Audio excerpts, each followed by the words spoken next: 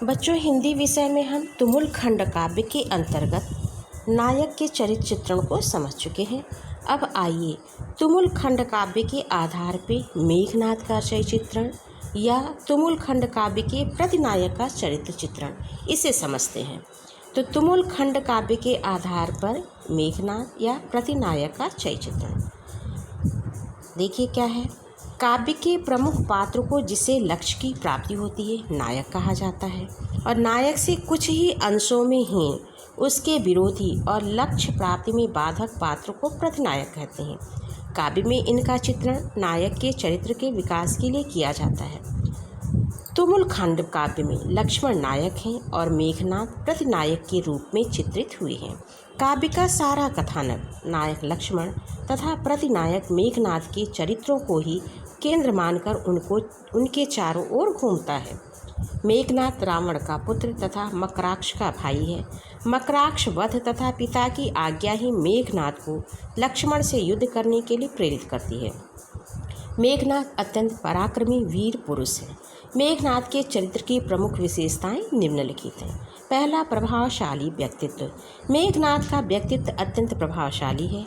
उनके विशाल ललाट पे इतना तेज है कि उससे सभा में उजाला हो जाता है तथा सब गंभीर हो जाते हैं। सदन को द्युतिमान बना दिया निज विशाल ललाट प्रकाश से।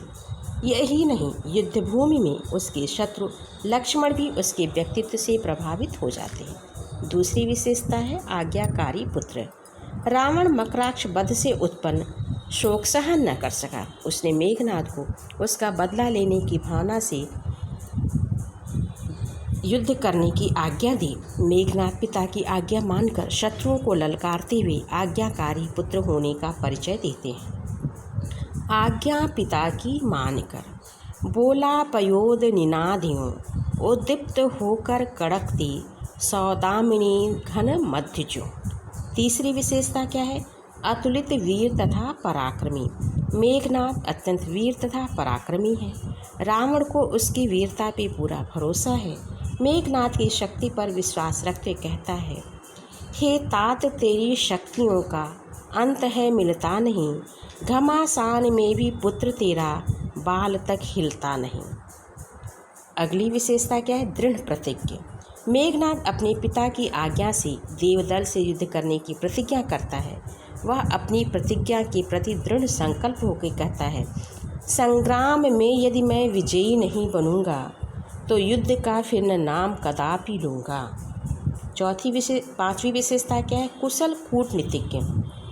मेघनाद अत्यंत कूटनीतिज्ञ है। युद्ध भूमि में वह लक्ष्मण द्वारा की गई अपनी प्रशंसा पर विश्वास नहीं करता और अत्यंत विनय और शिष्टता से लक्ष्मण से युद्ध के लिए निवेदन करता है। भ्रातृ प्रेम। मेघनाद अपने भाई मकराक्ष से बहुत प्रेम करता था। उसके हृदय में मकराक्ष के वध से शोक उत्पन्न हुआ और वही युद्ध का कारण बना। कर्तव्य परायण। लक्ष्मण के साथ युद्ध करते हुए मेघनाद की सेना भय से भागने लगती है।